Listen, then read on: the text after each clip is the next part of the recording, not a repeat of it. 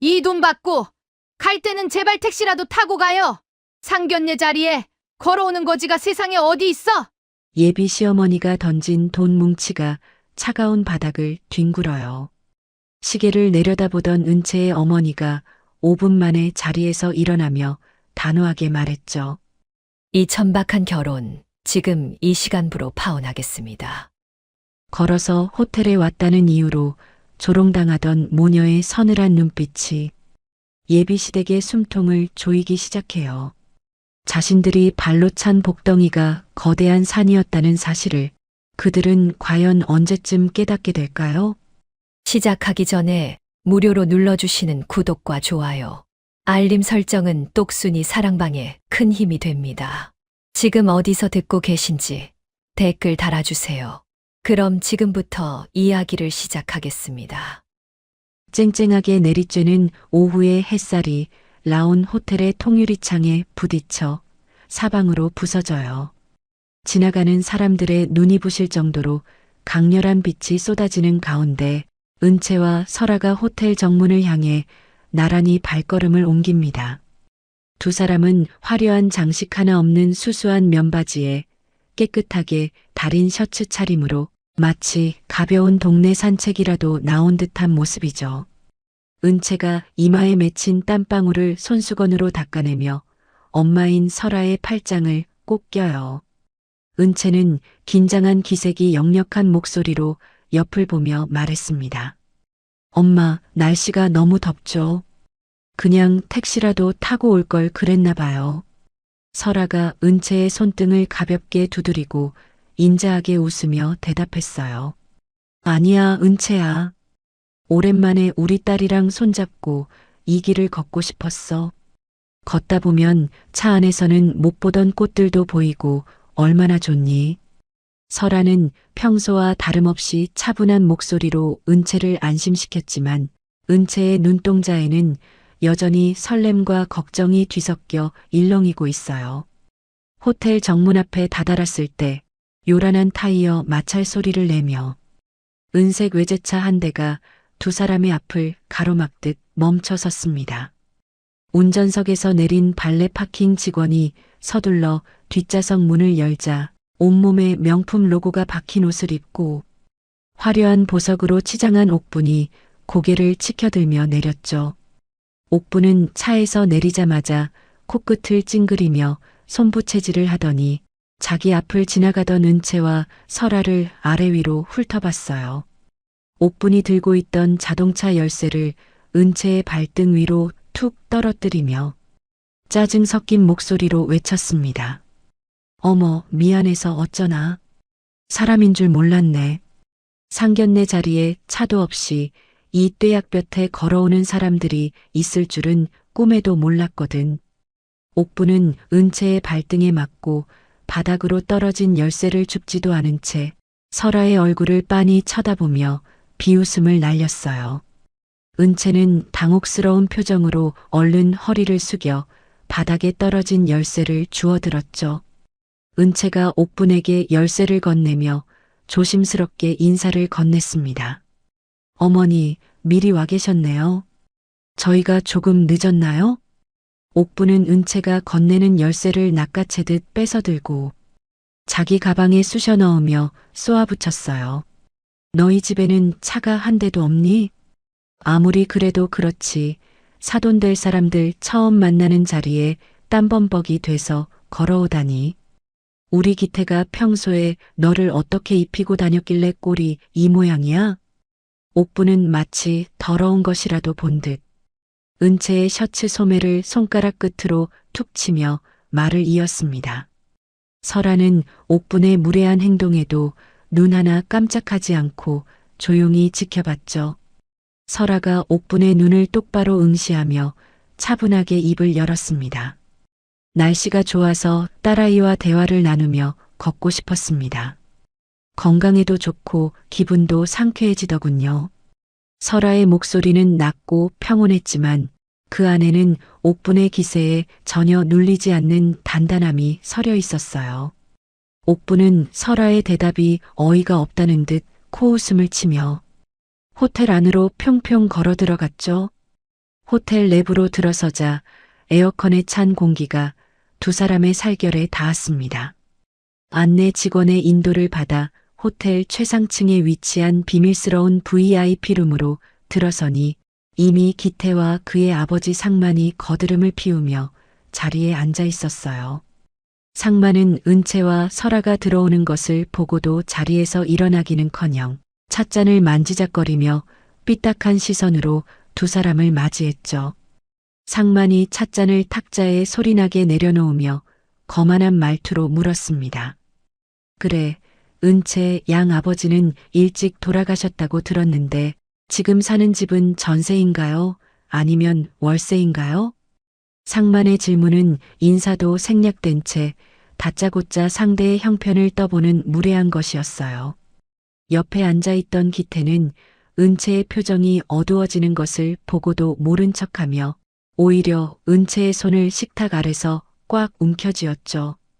기태가 은채의 귓가에 낮은 목소리로 속삭이듯 말했습니다. 은채야, 우리 아버지 성격 알잖아. 그냥 솔직하게 말씀드리고 결혼하면 우리 집 수준에 맞게 살겠다고 약속해. 기태의 말은 위로가 아니라 오히려 은채의 가슴에 비수를 꽂는 소리였어요. 은채는 자신의 편이 되어줄 줄 알았던 기태마저 시댁의 오만함에 동조하는 것을 보고 잡힌 손을 거칠게 뿌리치고 싶은 충동을 간신히 억눌렀습니다. 옥분이 다시 대화의 주도권을 잡으려는 듯 목소리를 높였죠. 세상에 요즘 같은 시대에 차 한 대 뽑을 돈이 없어서 상견례장에 걸어오는 집안이라니. 우리 집안 체면이 있지. 내가 남들한테 사돈떼기 걸어왔다고 어떻게 말을 하겠니? 옥부는 은채를 향해 눈을 가늘게 뜨더니 자신의 명품 가방에서 지갑을 꺼냈어요. 옥부는 5만 원권 뭉치를 꺼내 탁자 위로 툭 던지며 설아의 얼굴을 보며 말했습니다. 자, 이거 받아가요. 우리 기태랑 은채가 결혼하면 어차피 우리가 다 먹여 살려야 할 텐데 가는 길에는 이 돈으로 택시라도 타고 가시라고요. 구질구질하게 걸어다니는 꼴 다시는 보고 싶지 않으니까. 돈다발이 탁자 위를 구르며 설아의 찻잔 옆으로 떨어졌죠. 방 안에는 정적이 흘렀고 기태와 상만은 당연하다는 듯 그 광경을 지켜보고 있었어요. 설아는 탁자 위에 놓인 돈 뭉치를 물끄러미 바라보다가 자신의 손목시계를 내려다봤습니다. 상견례가 시작된 지 정확히 5분이 지나는 순간이었죠. 설아가 천천히 자리에서 일어나며 은채의 어깨를 감싸 안았어요. 설아가 차가운 얼음장 같은 목소리로 옥분을 향해 말했습니다. 사람의 가치를 고작 돈 몇 푼과 자동차로 판단하는 천박한 분들과는 우리 딸의 귀한 시간을 더 이상 낭비할 이유가 없겠군요. 옥부는 예상치 못한 설아의 반격에 당황하여 입을 벌린 채 설아를 올려다봤죠. 상만 역시 눈썹을 치켜 세우며 의자에서 몸을 일으키려 했어요. 기태가 다급하게 은채의 팔을 붙잡으며 소리쳤습니다. 은채야, 너 지금 뭐 하는 거야? 우리 어머니가 너희 생각해서 주신 돈인데 감사하다고는 못할 망정. 은채는 기태의 손을 차갑게 쳐내며 단호하게 대답했어요. 기태 씨, 당신이 방금 나를 위해 무엇을 했는지 생각해봐요. 방관하는 것도 가해라는 걸 오늘 똑똑히 알았네요. 이 결혼, 이 시간부로 끝이에요. 은채와 설아는 미련 없이 방문을 열고 밖으로 걸어나갔습니다. 복도에는 이미 설아의 연락을 받은 호텔 총지배인과 보안 요원들이 대기하고 있었죠. 지배인은 설아를 보자마자 허리를 90도로 숙이며 깍듯하게 인사했어요. 설아가 복도를 걸어가며 지배인에게 단호한 지시를 내렸습니다. 지금 이 방에 있는 사람들의 출입을 금지시키고 태산 유통과 맺은 모든 물류 계약을 당장 파기하세요. 설아의 목소리는 평소의 인자함은 온데간데 없이 거대 기업을 이끄는 우두머리의 서늘한 위엄으로 가득 찼죠. 지배인은 당황하지 않고 신속하게 무전기에 대고 명령을 전달했어요. 설아는 복도 끝에서 주머니에 있던 전용 휴대전화를 꺼내 어디론가 전화를 걸었습니다. 설아가 수화기 너머의 상대에게 명령하며 말했어요. 나 한설아야. 태산 유통에 빌려준 자금들 오늘 안으로 전부 회수해. 먼지 하나 남기지 말고 철저하게 털어버려. 설아의 지시는 간결하고도 무거웠죠. 은채는 엄마의 낯선 모습에 놀라면서도 자신을 무시했던 자들을 향한 정당한 응징이 시작되었음을 직감했습니다. 호텔 정문으로 나오자 아까와는 비교도 할 수 없을 만큼 화려하고 압도적인 검은색 의전 차량 5대가 길게 늘어서서 두 사람을 기다리고 있었어요. 경호원들이 일제히 문을 열고 대기하자 주변을 지나던 사람들이 걸음을 멈추고 구경하기 시작했죠. 은채는 차 뒷좌석에 앉아 창밖으로 멀어지는 호텔 건물을 바라봤어요. 설아는 은채의 차가워진 손을 따뜻하게 감싸쥐며 창밖을 응시했습니다. 설아가 낮은 목소리로 읊조리듯 말했죠. 은채야, 이제 시작이다. 그들이 너를 무시했던 대가가 얼마나 처참한 것인지 뼈저리게 느끼게 해줄게. 차는 조용하면서도 빠르게 도심을 가로질러 달리기 시작했어요. 호텔 룸 안에서 여전히 자신들이 승리한 줄 알고 비웃고 있을 옥분과 상만에게 가장 잔인하고도 완벽한 파멸의 그림자가 드리우고 있었죠. 설아의 지시 한마디에 태산 유통이라는 모래성은 밑바닥부터 서서히 무너져 내릴 준비를 마쳤습니다. 은채는 엄마의 품 안에서 떨리는 숨을 몰아쉬며 결심했어요.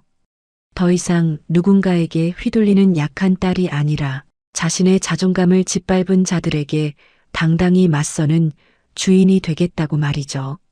창밖으로 보이는 서울의 건물들이 빠른 속도로 뒤로 밀려나고 두 모녀의 본격적인 복수극은 이제 막막이 올랐습니다. 태산 유통의 몰락은 그들이 상상하는 것보다 훨씬 더 빠르고 비참하게 진행될 거예요. 은채와 설아의 차가운 눈빛은 이미 저 너머의 파멸을 향하고 있었습니다. 은채와 설아가 폭풍처럼 방을 휘쓸고 나간 뒤에도 VIP 룸 안의 공기는 여전히 오만함과 천박함으로 가득 차 있었어요. 옥부는 설아가 남기고 간 서늘한 경고를 가난한 자들의 마지막 발악이라 치부하며 탁자 위에 놓인 금색 호출벨을 요란하게 눌러댔습니다. 옥부는 금사로 수놓인 손수건으로 입가를 우아하게 닦아내며 기태를 향해 말했죠. 기태야, 저런 무식한 사람들 말에 신경 쓸 거 하나도 없다. 어디서 못된 것만 배워와서 어른 앞에서 저렇게 행패를 부리는지 원. 당장 지배인 불러서 제일 비싼 와인이랑 디저트 다시 가져오라고 해라. 우리 기분 잡친 거 보상받아야 하지 않겠니? 기태는 은채가 떠난 문 쪽을 잠시 멍하니 바라봤어요. 하지만 이내 어깨를 으쓱이며 옥분의 옆자리에 다시 편안하게 등을 기대고 앉았죠. 기태는 옥분의 비위를 맞추려는 듯 짐짓 밝은 목소리로 대답했습니다. 맞아요, 엄마. 은채가 긴장해서 잠깐 제정신이 아니었나 봐요. 조금 지나면 지가 먼저 잘못했다고 빌면서 전화 올 거예요. 우리 집 아니면 어디에 시집을 가서 이런 호강을 누리겠어요. 아마 지금쯤 호텔 로비에서 후회하면서 울고 있을걸요. 상만 역시 콧방귀를 뀌며 찻잔을 들어 올렸어요. 상만이 기태의 말을 거들며 거드름을 피웠죠. 내 말이 그 말이다. 은채, 저 아이, 우리 기태 없으면 당장 내일 먹고 살 걱정이나 해야 할 텐데. 사람이 분수를 알아야지 감히 누구 앞에서 파혼 소리를 입에 올려. 세 사람이 다시 승리감에 도취하여 웃음을 터뜨리던 그때였습니다. 구석자리에 놓아두었던 상만의 휴대전화가 진동음을 내며 요란하게 울리기 시작했어요. 상만은 미간을 찌푸리며 전화를 확인하더니 이내 얼굴색이 흑빛으로 변하며 자리에서 벌떡 일어났죠. 상만이 바들바들 떨리는 손으로 전화를 고쳐 잡으며 다급하게 외쳤습니다. 그게 무슨 소리야? 은행에서 대출 연장을 안 해주다니. 당장 내일이 만기인데 지금 원금을 전부 갚으라는 게 말이 돼? 지점장 연결해. 당장 지점장 바꾸란 말이야. 상만의 고함이 방 안에 날카롭게 울려 퍼지자 옥분과 기태의 웃음소리가 뚝 끊겼어요. 상만은 전화를 끊기도 전에 또 다른 전화가 걸려오자 식은땀을 줄줄 흘리기 시작했죠. 상만이 전화를 받으며 룸 안을 이리저리 서성거리는 모습은 마치 덫에 걸린 짐승 같았습니다. 옆에서 지켜보던 옥분이 상만의 소매를 거칠게 붙잡으며 불안하게 물었어요. 여보, 무슨 일이에요? 은행에서 갑자기 왜 그런데요? 우리가 거래한 지가 몇 년인데 그럴 리가 없잖아요. 상만은 옥분의 손을 귀찮다는 듯 거칠게 뿌리치며 탁자를 주먹으로 쾅 내리쳤죠. 상만이 거친 숨을 몰아쉬며 기태와 옥분을 번갈아 보고 소리쳤습니다. 은행뿐만이 아니야. 우리 회사 주거래처인 설원 물류에서도 지금 당장 모든 계약을 해지하겠다고 통보가 왔단 말이야. 물류가 막히면 우리 회사는 하루도 못 버티고 부도가 난다고. 이게 도대체 어떻게 된 일이야? 방 안의 공기가 순식간에 차가운 공포로 뒤덮였어요. 상만이 정신없이 전화를 돌리는 사이 룸문이 거칠게 열렸죠. 호텔 총지배인이 건장한 보안 요원 2명을 대동하고 방 안으로 들어왔습니다. 지배인의 얼굴에는 아까의 공손함은 찾아볼 수 없었어요. 오히려 범죄자를 취조하는 형사처럼 차갑고 사무적인 표정뿐이었죠. 지배인이 상만 앞에 서서 짧게 목례하며 말했습니다. 고상만 대표님, 죄송하지만 지금 즉시 이 방에서 나가주셔야겠습니다. 저희 회장님의 특별 지시로 태산 유통 관계자분들은 본 호텔의 모든 구역에서 영구 출입 금지 조치되셨습니다. 옥분이 자리를 박차고 일어나 지배인의 가슴팍을 사정없이 밀치며 소리를 질렀어요. 이게 무슨 무례야. 내가 여기서 쓴 돈이 얼마인데 감히 누구더러 나가라는 거야. 당신들 미쳤어? 당장 지배인 윗사람 불러와. 내가 가만 안 둘 테니까.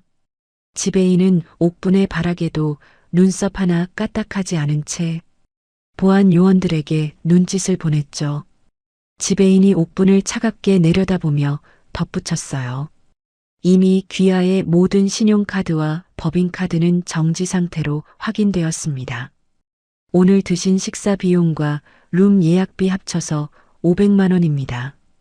지금 즉시 현금으로 결제해 주셔야겠고, 그렇지 않으면 경찰을 불러 무전 취식으로 신고하겠습니다. 상만과 옥분은 머리를 망치로 한 대 맞은 듯 멍한 표정으로 서로를 쳐다봤어요. 기태가 다급하게 은채에게 전화를 걸기 위해 휴대전화를 꺼내 번호를 눌렀죠. 하지만 수화기 너머에서는 번호가 존재하지 않거나 수신이 차단되었다는 기계적인 안내 멘트만 차갑게 반복될 뿐이었습니다. 기태가 휴대전화를 바닥에 내팽개치며 머리를 쥐어뜯었어요. 결국 옥분이 그토록 자랑하던 한정판 명품 가방이 호텔 측에 담보로 잡혔죠. 세 사람은 보안 요원들의 손에 팔을 붙잡힌 채 로비로 쫓겨나듯 밀려났습니다. 한편 도심이 한눈에 내려다 보이는 설원그룹 소유의 펜트하우스 안이에요. 은채는 거실의 커다란 창밖으로 펼쳐진 노을 풍경을 보며 아직도 이 상황이 꿈만 같았죠. 설아는 소파에 편안하게 앉아 차를 한 모금 마시며 그런 딸을 대견하게 바라봤어요. 설아가 찻잔을 탁자에 내려놓으며 은채에게 천천히 다가와 말했습니다. 은채야, 많이 놀랐지. 너에게 미리 말하지 못한 건 진심으로 미안하구나. 하지만 저런 사람들은 네가 누구인지 알기 전까지 절대로 본성을 고치지 않는단다. 네가 겪은 수모, 엄마가 다 갚아줄 거니까 너무 걱정하지 마라. 은채는 엄마의 따뜻한 손을 꼭 잡으며 조금은 떨리는 목소리로 물었죠. 엄마, 정말 우리가 태산 유통을 저렇게 한순간에 무너뜨릴 수 있는 거예요? 저는 그냥 엄마랑 평범하게 사는 줄로만 알았는데 설원그룹이 우리 집안 거였다니 아직도 심장이 두근거려요. 설아는 은채의 머리칼을 부드럽게 넘겨주며 눈빛을 반짝였어요. 내 아빠가 피땀 흘려 세운 회사가 바로 이 설원그룹이야. 태산유통은 우리 물류 시스템 없이는 물건 하나 못 파는 작은 하청업체에 불과하단다. 은채야, 이제 네가 내 옆에서 그들이 어떻게 추락하는지 직접 지켜보렴. 사람을 업신여긴 대가가 얼마나 무거운지 똑똑히 보여줄 테니까. 다음 날 오후 화려한 명품관이 밀집한 백화점 입구입니다. 옥부는 어제의 수모를 잊으려는 듯 남은 자존심을 세우려 평소 자주 찾던 매장으로 들어갔죠. 옥부는 직원에게 진열된 수천만 원짜리 코트를 가리키며 거만하게 카드를 내밀었어요.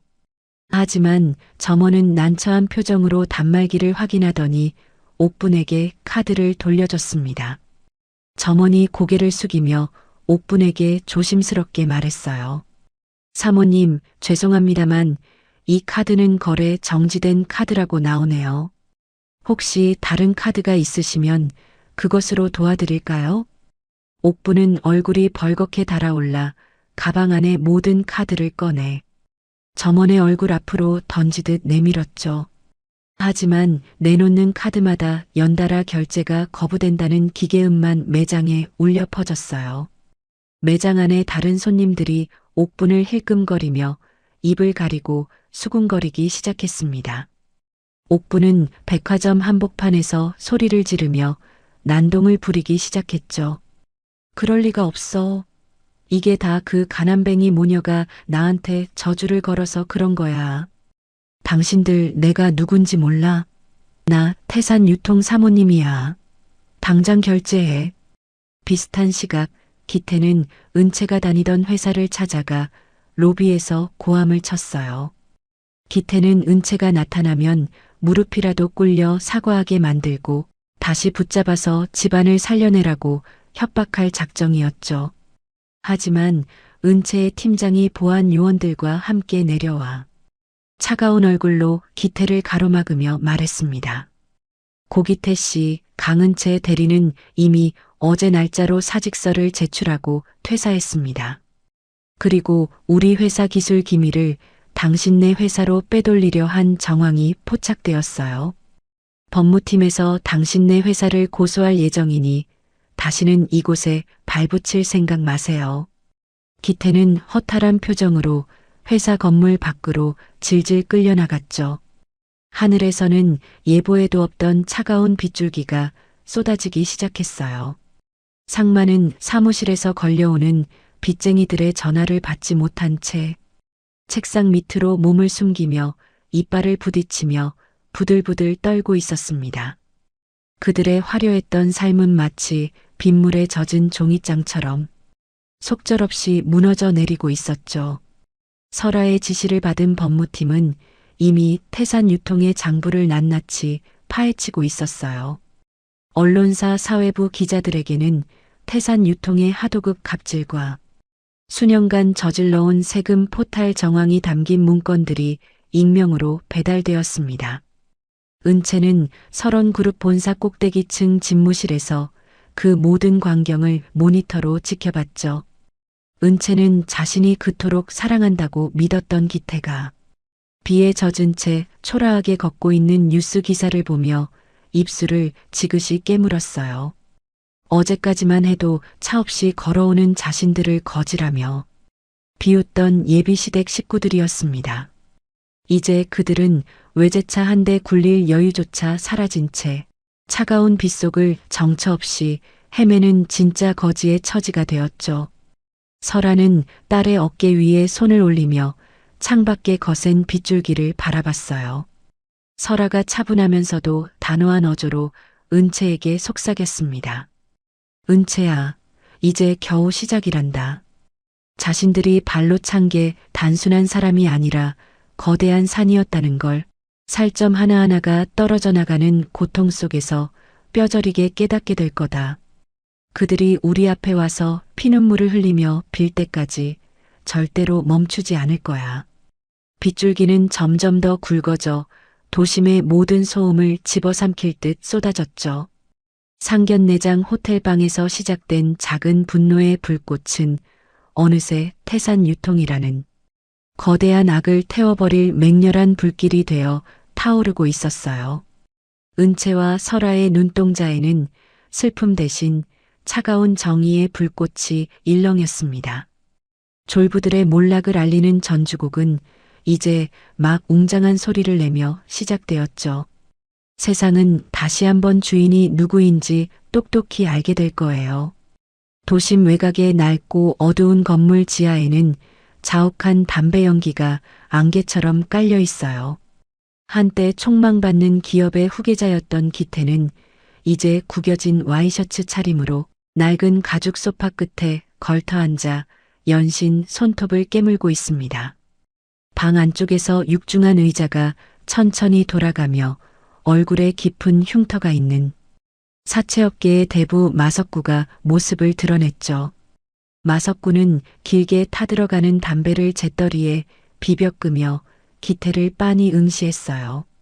마석구가 가래 끓는 목소리로 비릿한 웃음을 지으며 물었습니다. 고기태 씨, 우리 같은 사람들은 냄새를 아주 잘 맡거든. 지금 당신 몸에서 나는 이 지독한 패배의 냄새 말이야. 그래, 그 잘나가던 태산 유통이 하루아침에 무너지니까 앞이 캄캄한가. 기태는 마석구의 서늘한 눈빛에 압도되어 마른 침을 꿀꺽 삼키며 대답했죠. 시키는 건 뭐든 하겠습니다. 그 여자들 때문에 우리 아버지는 쓰러지기 일보 직전이고 엄마는 제정신이 아니에요. 제발 그 모녀를 지옥으로 보낼 수만 있다면 영혼이라도 팔겠습니다. 방법이 있습니까? 제발 알려주세요. 기태의 목소리는 분노와 절망이 뒤섞여 비참하게 떨리고 있었어요. 마석구는 기태의 비굴한 모습이 만족스러운 듯 탁자 위로 몸을 쑥 내밀었죠. 마석구가 금고에서 누렇게 빛바랜 사진 몇 장을 꺼내 탁자 위에 펼쳐놓으며 말을 이었습니다. 은채의 아버지가 죽기 전에 남긴 비밀 장부가 하나 있을 거야. 그걸 찾아오면 당신 집 빚은 물론이고 설원그룹의 목줄을 쥐게 해주지. 그게 바로 당신이 다시 외제차 타고 떵떵거릴 수 있는 유일한 열차표야. 어때? 한번 해보겠나? 아니면 그냥 이대로 길거리에서 굶어 죽을 텐가? 기태는 사진 속 은채의 얼굴을 증오 섞인 눈으로 쏘아보며 주먹을 불끈 쥐었어요. 기태가 이빨을 득득 깔며 마석구에게 외쳤습니다. 찾아오겠습니다. 그게 어디에 있든 은채의 심장을 도려내는 한이 있어도 찾아낼게요. 그 장부만 있으면 정말 우리 집 다시 살릴 수 있는 거죠? 마석구는 대답 대신 기태의 어깨를 툭툭 치며 음흉하게 웃었죠. 비슷한 시각 인천공항 입구에는 한눈에 봐도 범상치 않은 체격의 남자가 서 있어요. 검은색 코트를 어깨에 걸치고 선글라스를 쓴 한도준은 특수부대 출신다운 절도 있는 걸음걸이로 입국장을 빠져나왔습니다. 한도준은 미리 마중 나와 있던 비서에게 서류 가방을 건네받으며 차갑게 물었죠. 누님과 은채는 무사합니까? 태산 유통이라는 하찮은 곳이 감히 우리 가족을 건드렸다고 들었습니다. 그놈들 지금 어디서 뭘 하고 있습니까? 비서가 차 문을 열며 한도준에게 공손하게 대답했어요. 현재 설아 회장님께서 태산 유통을 압박하고 계시지만 사채업자 마석구가 개입하면서 상황이 조금씩 꼬이고 있습니다. 특히 은채 아가씨를 노리는 움직임이 포착되고 있습니다. 한도준은 선글라스를 벗어 주머니에 넣으며 매서운 눈빛을 빛냈죠. 한도준은 차 뒷좌석에 앉아 은채의 아버지가 남긴 낡은 일기장을 펼쳐들었어요. 한도준이 창밖을 응시하며 낮은 목소리로 음조리듯 말했습니다. 누님은 법과 정의를 믿으시겠지만 나는 내 방식대로 끝내겠습니다. 우리 매형을 죽음으로 몰아넣었던 자들이 아직 살아있다는 게 놀랍군요. 그들의 숨통을 끊어놓는 건 법전이 아니라 바로 내 손이 될 겁니다. 며칠 뒤 저녁 은채는 홀로 집으로 돌아가는 길에 누군가 자신을 미행한다는 느낌을 받았죠. 어두운 골목길을 지날 때마다 들려오는 규칙적인 발소리에 은채의 심장이 요동쳤어요. 그때 전신주 뒤에서 기태가 갑자기 나타나 은채의 앞을 가로막았습니다. 기태는 예전의 다정한 모습은 온데간데 없이 눈이 휑하게 패인 몰골로 은채의 양어깨를 강하게 움켜잡았죠. 기태가 은채의 얼굴 가까이 자신의 얼굴을 들이밀며 소리쳤어요. 은채야, 제발 나 좀 살려줘. 네가 설원그룹 딸이라는 거 이제 다 알았으니까 우리 예전으로 돌아가자. 내가 다 잘못했어. 엄마가 했던 말들도 다 취소할게. 네가 엄마한테 말해서 우리 집 지원 좀 해주면 안 될까? 은채는 기태의 몸에서 나는 지독한 담배 냄새와 광기에 질려 그를 강하게 밀쳐냈습니다. 은채가 차가운 시선으로 기태를 바라보며 단호하게 대답했어요. 기태 씨, 우리 사랑은 상견례 날 그 호텔룸에서 당신이 방관할 때 이미 죽었어요. 이제 와서 사랑을 구걸하는 게 정말 구역질 나고 끔찍하네요. 내 몸에 손대지 마세요. 더 이상 내 앞에 나타나면 경찰에 신고할 거예요. 기태는 은채의 거절에 얼굴을 흉측하게 일그러뜨리며 다시 달려들었죠. 네가 감히 나를 버려? 내 아빠가 남긴 장부 그거 어디 있어? 그거 당장 내놓으란 말이야. 그거 없으면 나 죽는단 말이야. 은채는 기태의 횡설수설하는 모습에 겁이 났지만 침착하게 주머니 속 호신용 스프레이를 꺼내 들었어요. 은채가 뒤로 물러나며 기태를 향해 외쳤습니다. 장부라니, 그게 무슨 소리예요? 미쳤으면 곱게 미쳐요.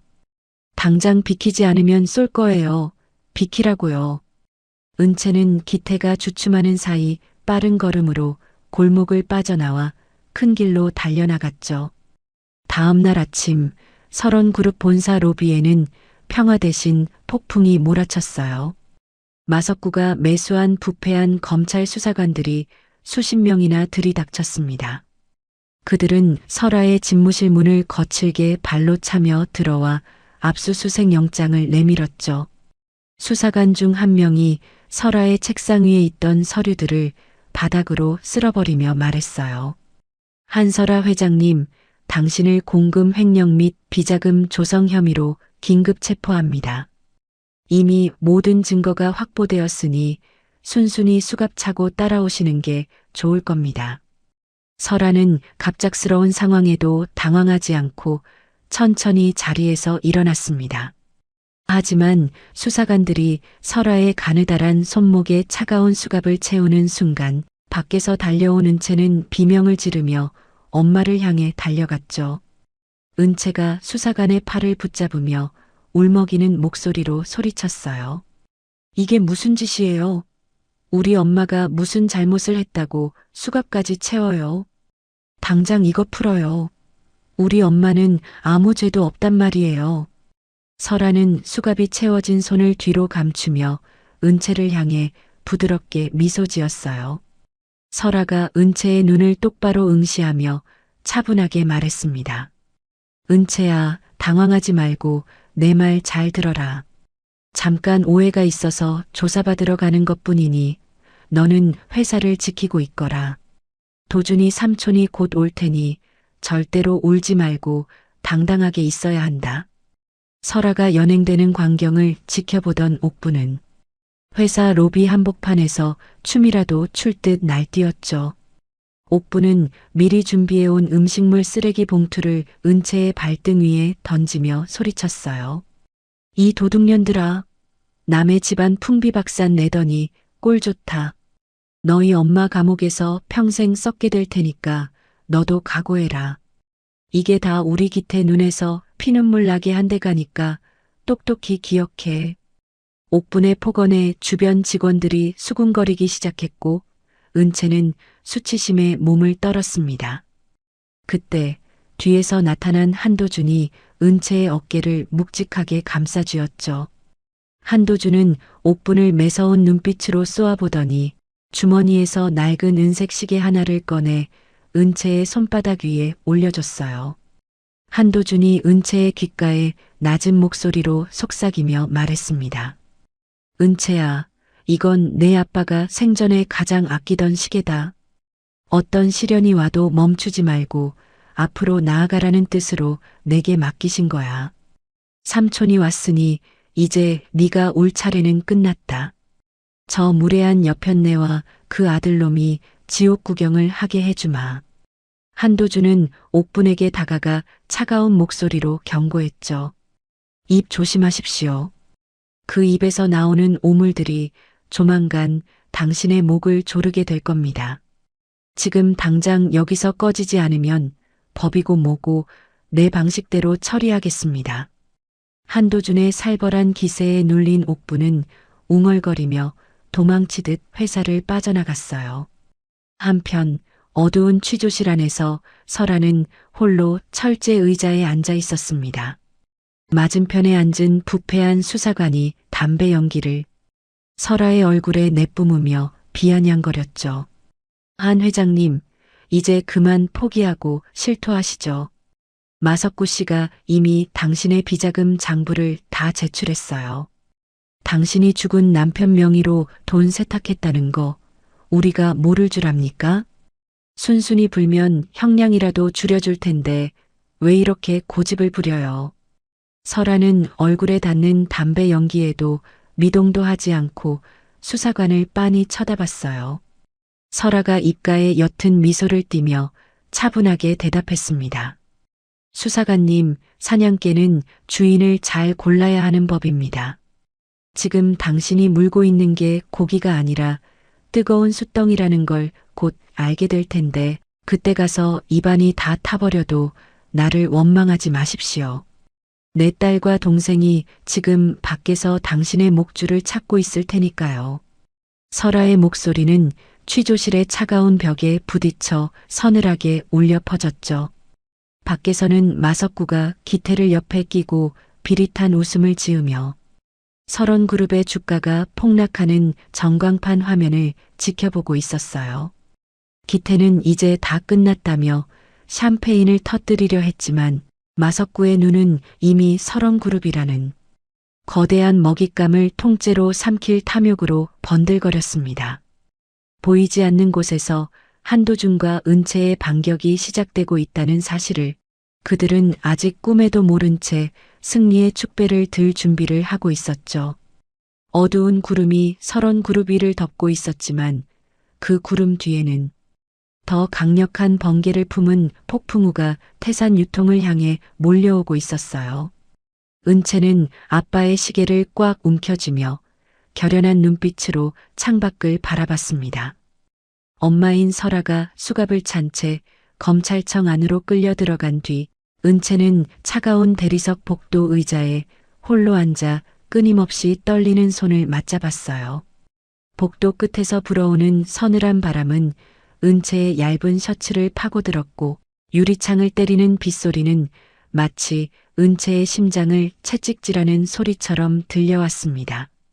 은채는 절망적인 마음으로 고개를 떨군 채 아빠가 남겨주신 시계의 초침 소리에만 집중하며 간절히 기도를 올렸죠.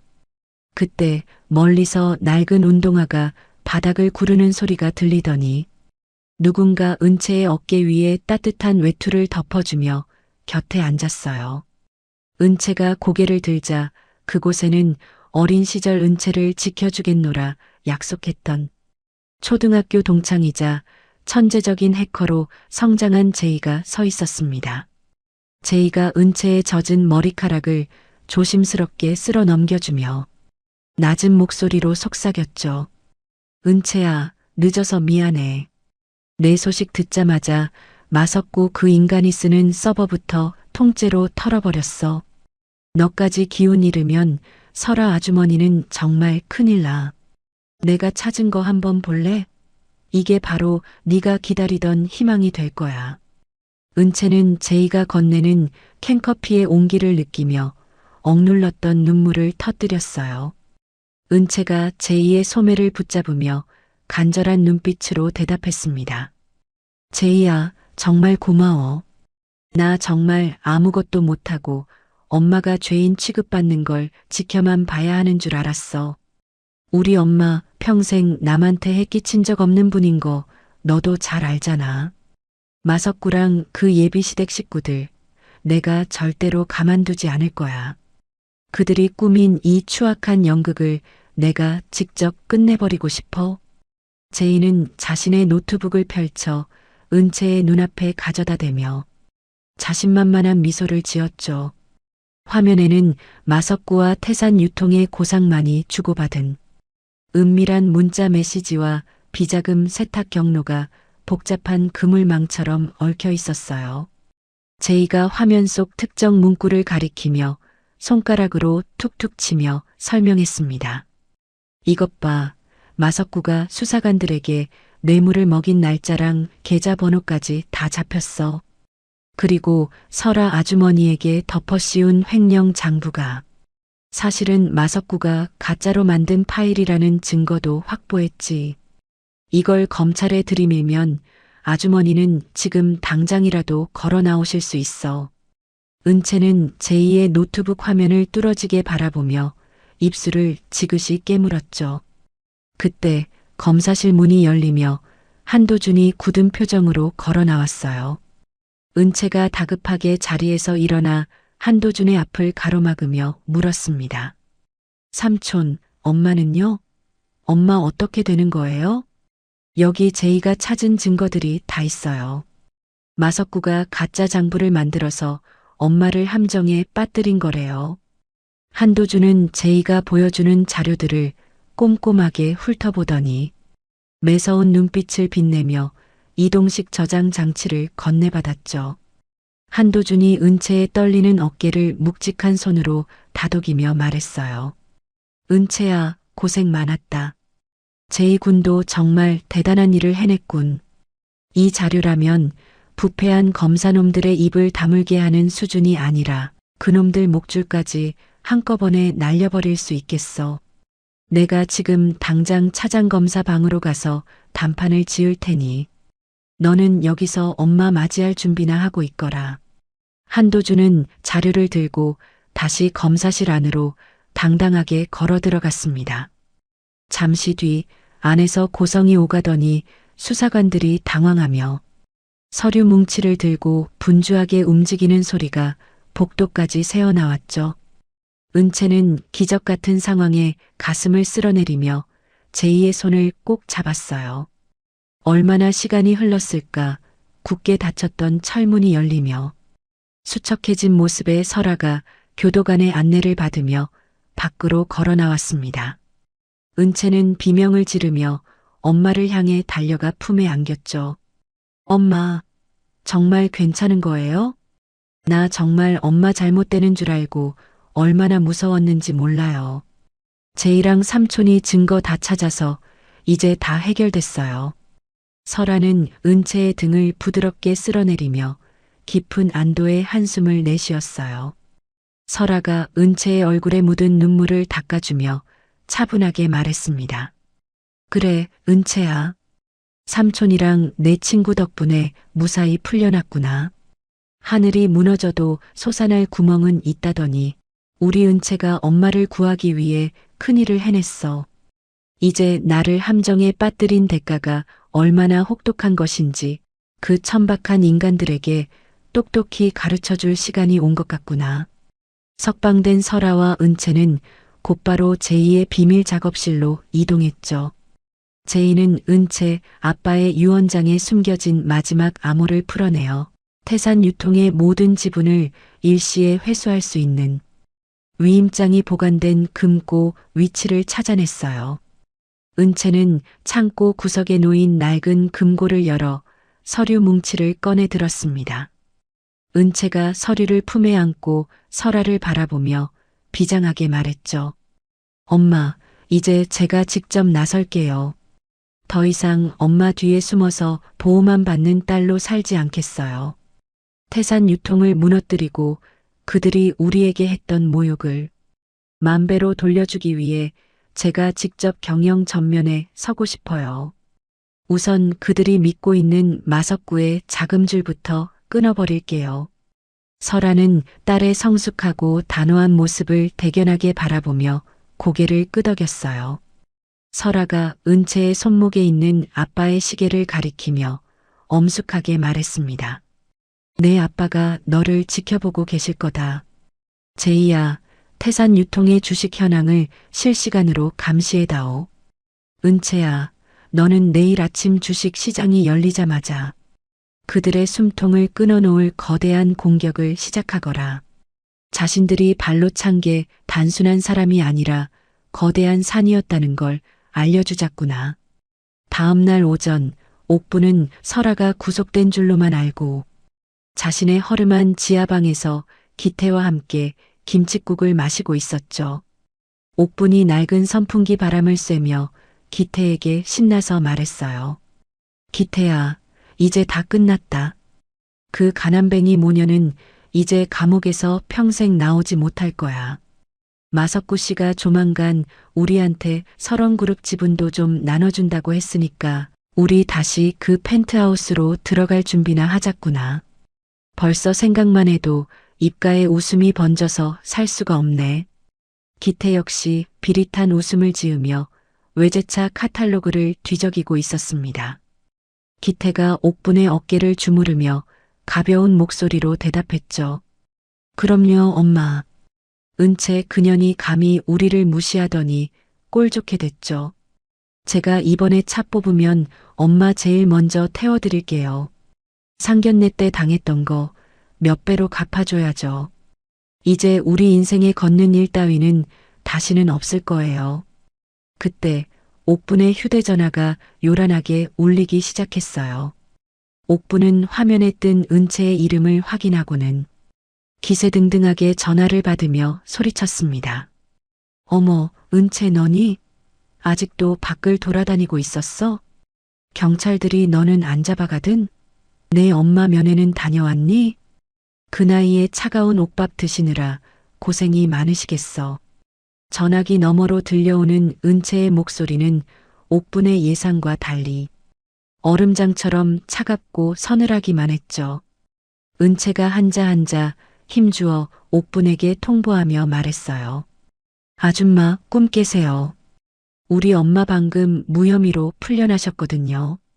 오히려 지금 검찰에 끌려가고 있는 건 당신들이 믿던 마석구와 당신들 회사를 사기로 집어삼키려던 수사관들이에요. 그리고 지금 당장 텔레비전 뉴스 좀 보시죠. 당신네 태산 유통이 누구 손으로 넘어갔는지 똑똑히 확인하라고요. 옥부는 전화를 든 채 사색이 되어 낡은 텔레비전을 켰습니다. 뉴스 화면에는 태산 유통의 주식이 설원그룹에 의해 적대적 인수가 완료되었다는 속보가 긴박하게 흐르고 있었죠. 상만이 운영하던 회사의 간판이 내려가고 설원그룹의 로고가 붙는 광경이 화면 가득 비춰졌어요. 기태는 들고 있던 카탈로그를 바닥에 떨어뜨린 채 바르르 떨기 시작했습니다. 은채는 전화기를 귀에 댄 채 펜트하우스 창밖을 내려다보며 말을 이어갔죠. 이제 당신들이 길거리에 나앉을 시간이에요. 걸어오는 게 가난해 보인다고요? 이제는 걷고 싶어도 다리에 힘이 풀려서 못 걷게 만들어 줄게요. 당신들이 비웃었던 우리 엄마와 나의 방식, 이제부터 시작이니까. 절대로 정신 잃지 말고 똑똑히 지켜보세요. 옥부는 전화기를 떨어뜨리고 바닥에 주저앉아 오열하기 시작했어요. 기태는 옥분의 비명소리를 들으며 머리를 쥐어뜯었지만 이미 늦은 후였죠. 절망 속에서 만난 제이라는 희망과 한도준의 결단력 그리고 은채의 차가운 분노가 합쳐져 거대한 반격의 파도를 만들어냈어요. 태산 유통이라는 모래성은 이제 완전히 파도에 휩쓸려 흔적도 없이 사라졌습니다. 은채는 전화를 끊고 옆에 서 있는 설아를 향해 환하게 미소 지었죠. 설아는 딸의 손을 꼭 잡으며 부드러운 눈빛으로 은채를 응시했어요. 설아가 은채의 용기에 박수를 보내며 따뜻하게 말했습니다. 은채야, 정말 장하구나. 이제 우리가 잃어버렸던 모든 것들을 제자리로 돌려놓을 때다. 진정한 품격이 무엇인지 저들에게 남은 인생 동안 똑똑히 보여주자꾸나. 세상은 가진 자가 아니라 지키는 자의 것이라는 걸 말이야. 제이는 노트북을 덮으며 두 모녀를 향해 엄지손가락을 치켜 세웠죠. 어두웠던 밤은 가고 창밖으로는 어느덧 찬란한 아침 해가 떠오르고 있었어요. 은채와 설아의 눈동자에는 더 이상 눈물이 아닌 승리자의 당당함과 새로운 미래를 향한 희망이 가득 차올랐습니다. 몰락의 끝에서 시작된 이들의 반격은 이제 가장 화려한 성공의 정점을 향해 거침없이 나아가고 있었죠. 태산 유통 일가족의 절규는 도심의 소음 속으로 허망하게 흩어져 갔어요.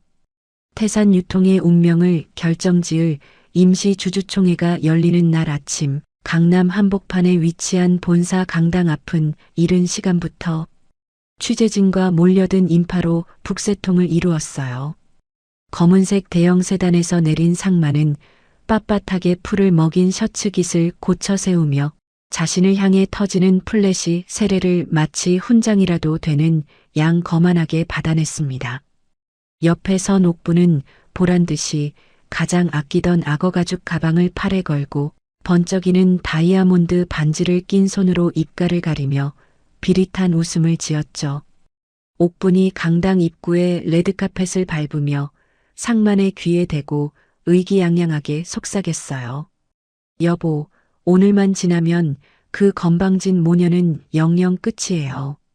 마석구 씨가 지분 정리를 다 끝냈다고 확답을 줬으니 이제 우리가 설원그룹의 주인 자리에 앉는 것도 시간 문제 아니겠어요? 상만이 구두 굽소리를 요란하게 내며 강당 안으로 위풍당당하게 들어서며 대답했습니다. 당연하지. 감히 우리 태산 유통을 건드린 대가가 얼마나 무서운 것인지 오늘 이 자리에 모인 주주들 앞에서 똑똑히 본때를 보여줄 거야. 그 가난뱅이 모녀, 지금쯤 검찰청 구석진 방에서 서로 붙잡고 질질 짜며 후회하고 있겠지. 상만과 옥부는 강당 정중앙에 마련된 상석에 앉아 자신들을 지켜보는 주주들을 향해 마치 왕이라도 된 듯 거만한 시선을 보냈죠. 하지만 주총 시작을 알리는 종소리가 날카롭게 울려 퍼지는 순간 강당 뒷문이 부서질 듯 활짝 열리며 은채가 당당한 발걸음으로 들어섰어요. 은채는 상견례 때의 수수했던 모습은 흔적조차 찾을 수 없을 만큼 최고급 남색 정장에 아빠의 유품인 은색 시계를 차고 좌중을 압도하는 기운을 내뿜었습니다. 은채가 수많은 사람의 시선을 한 몸에 받으며 단상 위로 성큼성큼 올라가 마이크를 잡았죠. 은채가 상만과 옥분을 뚫어지게 노려보며 단호한 목소리로 외쳤어요. 태산 유통의 주주 여러분, 그리고 관계자 여러분, 안녕하십니까? 저는 오늘 설원그룹의 공식 대리인이자 태산 유통의 지분 51%를 확보한 최대 주주로서 이 자리에 섰습니다. 강당 안은 순식간에 찬물을 끼얹은 듯 정적이 감돌았고 상만은 믿기지 않는 소리에 얼굴이 붉게 달아올라 자리에서 벌떡 일어났어요. 상만이 덜덜 떨리는 손가락으로 은채를 가리키며 삿대질을 하고 소리를 질렀습니다. 네가 여기가 어디라고 감히 나타나서 헛소리를 짓거려. 지분 51%라니 그게 가당키나 한 소리냐. 보안 요원들, 저 미친년이 주총장을 어지럽히고 있는데 당장 끌어내지 않고 뭐 하는 거야. 은채는 상만의 고함에도 눈 하나 깜짝하지 않고 여유롭게 리모컨을 눌렀죠. 강당 중앙의 대형 화면에는 상만이 그동안 저질러온 이중 장부 기록과 하청업체들을 압박해 비자금을 조성했던 정황들이 낱낱이 공개되었어요. 은채가 당황해서 어쩔 줄 모르는 상만을 향해 비릿한 미소를 지으며 말했습니다. 고상만 씨, 당신의 추악한 시대는 정확히 10분 전에 끝났습니다. 이미 이 사진의 과반수가 당신의 대표이사 해임안에 서명했고, 저는 오늘부로 태산유통의 모든 경영권을 설원그룹으로 귀속시킬 것을 선언합니다. 당신이 남의 눈에 피눈물 흘리게 하며 쌓아올린 이 가짜 성, 오늘 제 손으로 직접 무너뜨려 드렸습니다. 옥부는 눈앞에서 펼쳐지는 광경이 꿈인 듯 머리를 감싸 쥐다가 이내 이성을 잃고 비명을 지르며 은채를 향해 달려들었죠. 옥분이 은채의 머리채를 잡으려 손을 뻗으며 악에 받쳐 비명을 질렀어요. 이 독한 년아, 네가 감히 우리 집안을 망쳐놓다니. 내 엄마랑 같이 감방에서 썩었어야 할 년이 어떻게 살아 돌아온 거야. 이거 놓으란 말이야. 내 집 돌려내. 대기하고 있던 한도준의 보안팀 요원들이 순식간에 옥분을 가로막아 제압했습니다. 한도준이 옥분의 팔을 뒤로 꺾어 고정하며 서늘한 목소리로 경고했죠. 입 조심하십시오. 지금 이 모든 추태는 실시간으로 녹화되고 있으며 당신이 내뱉는 천박한 말 한마디가 추가 고소의 명확한 증거가 될 겁니다. 조용히 나가는 게 그나마 남은 인간으로서의 도리를 지키는 길일 텐데요. 옥부는 보안 요원들에게 질질 끌려나가며 강당 바닥을 발로 차고 악담을 퍼부었어요. 상만 역시 다리에 힘이 풀려 주저앉아 멍하니 천장만 바라봤고 그때 강당 뒷문을 열고 들어온 수사관들이 상만의 앞을 가로막았습니다. 형사가 상만의 손목에 차가운 수갑을 채우며 엄중하게 말했죠. 고상만 씨, 당신을 대규모 횡령 및 탈세 혐의로 긴급 체포합니다. 이미 모든 증거는 설원그룹 측으로부터 완벽하게 제출받았습니다. 변호사를 선임할 권리가 있으니 순순히 동행하시죠. 상만은 수갑찬 손을 가리려 애쓰며 비참한 몰락의 길로 끌려나갔어요. 강당 밖에서는 그동안 태산유통의 갑질에 시달렸던 사장님들이 상만과 옥분을 향해 분노 섞인 소금을 뿌리며 욕설을 퍼부었죠. 모든 소란이 정리된 후 설아는 은채의 손을 따뜻하게 감싸주며 환하게 웃었어요.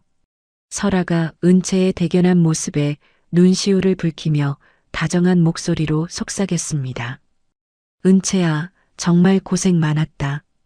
저들이 너를 비웃던 그 호텔방에서 시작된 응어리가 오늘 네가 이룬 이 당당한 승리로 드디어 깨끗하게 씻겨나갔구나. 이제 무거운 짐은 삼촌에게 맡기고 우리 딸이 제일 좋아하는 밥이나 먹으러 가자.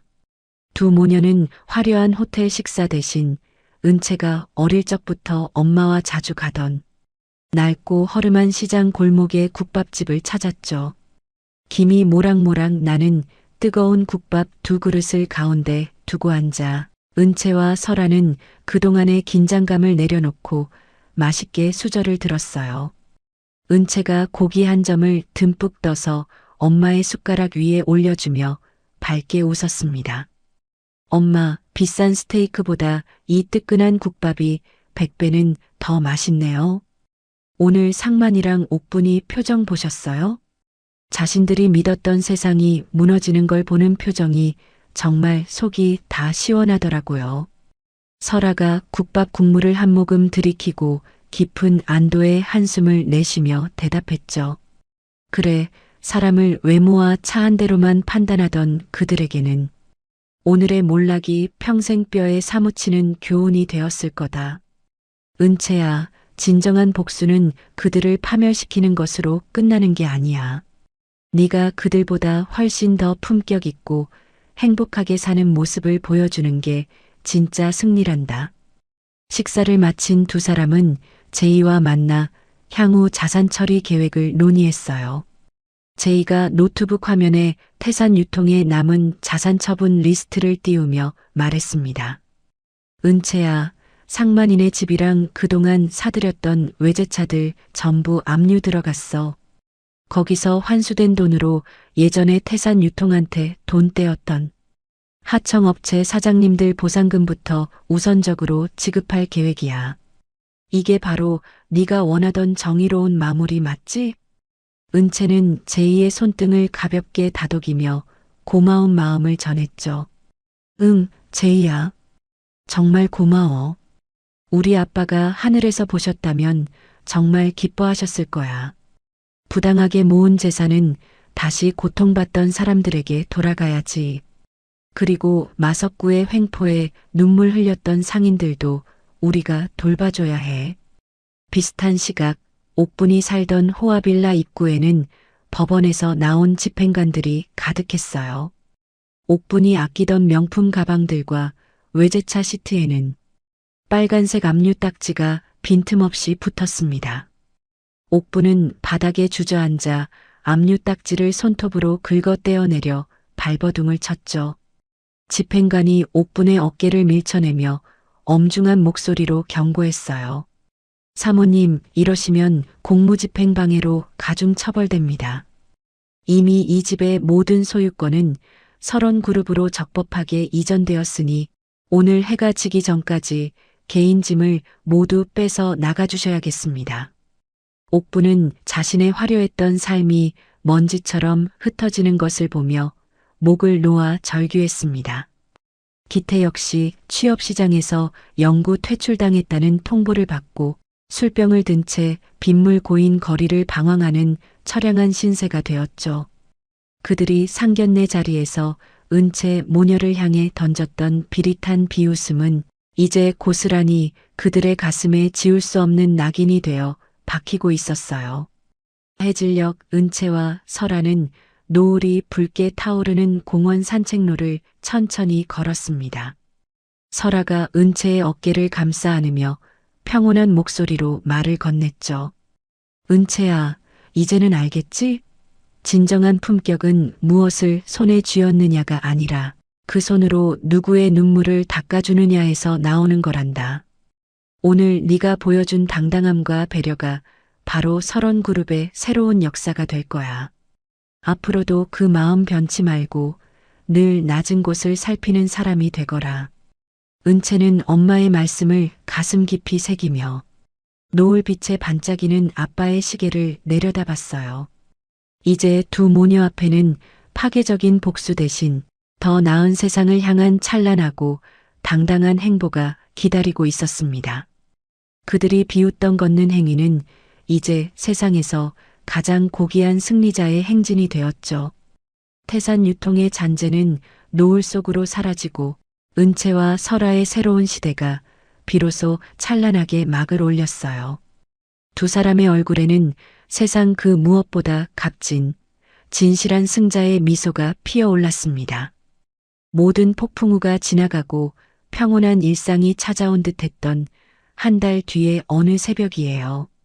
승리의 기쁨에 취해 방심하고 있던 은채의 일상 위로 다시금 시커먼 죽음의 먹구름이 소리 없이 몰려들기 시작했습니다. 도심 외곽에 버려진 지하 창고, 곰팡이 냄새가 진동하는 어둠 속에서 감옥을 탈출해 수배 중이던 마석구가 비릿한 담배 연기를 안개처럼 내뿜고 있어요. 그의 앞에는 며칠째 씻지도 못해 초라한 몰골을 한 옥분과 기태가 마치 유일한 구원자라도 만난 듯 마석구의 바짓가랑이를 붙잡고 매달려 있었죠. 마석구가 가죽 장갑을 낀 손으로 기태의 뺨을 가볍게 툭툭 치며 가래 끓는 목소리로 속삭였어요. 고기태 씨, 억울해서 잠이나 제대로 오겠어? 저 모녀는 지금 펜트하우스에서 스테이크 썰면서 당신들 비웃고 있는데 당신들은 여기서 쥐새끼처럼 컵라면이나 끓여 먹고 있으니 말이야. 내가 마지막 기회를 주려고 하는데 이번에도 겁쟁이처럼 굴면서 도망칠 건가? 기태는 충혈된 눈을 번뜩이며 마석구의 구두 끝을 꽉 움켜쥐었습니다. 기태가 이빨을 득득 깔며 마석구를 향해 처절하게 내뱉었죠. 시키시는 건 무엇이든 하겠습니다.